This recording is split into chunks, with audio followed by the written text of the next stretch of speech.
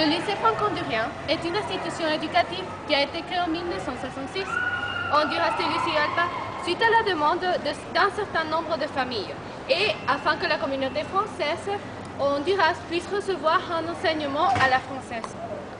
Dans un premier temps, cette institution se composait simplement de la maternelle et elle s'appelait Association franco-hondurienne d'enseignement.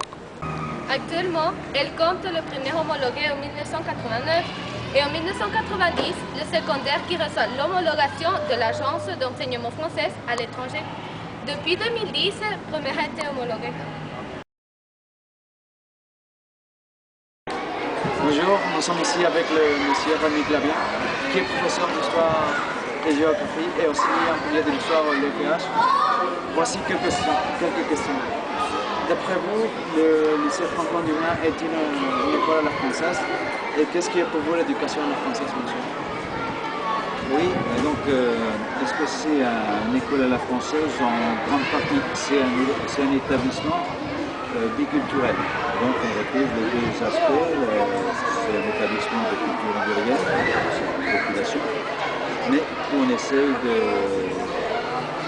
donner une éducation à la française, alors, par exemple, par la façon de fonctionner, par la langue évidemment, par la façon de fonctionner, on pose des connaissances, des choses de ce genre-là. D'accord. Depuis combien de temps travaillez-vous au lycée franco-hondurien?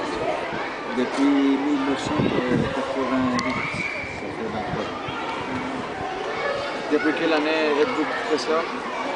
J'ai commencé à enseigner en 69, donc comme instituteur et comme professeur depuis 74.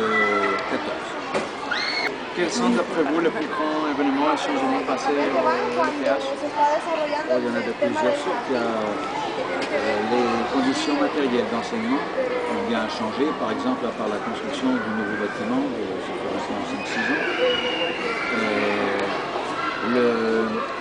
L'autre matériel pédagogique courant également plus important qu'avant.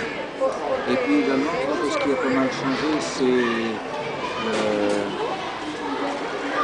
l'organisation des études. Alors par exemple, quand je suis arrivé, il y avait pas mal de bruit, c'était un établissement bruyant, ce qui n'était qu'un matin traditionnellement. Et puis aussi, par exemple, quand on commençait réellement les cours, quand je suis arrivé, souvent on commençait en retard, les retards des élèves, c'est-à-dire qu'il y a maintenant un fonctionnement qui est plus strict qu'il ne l'était autrefois.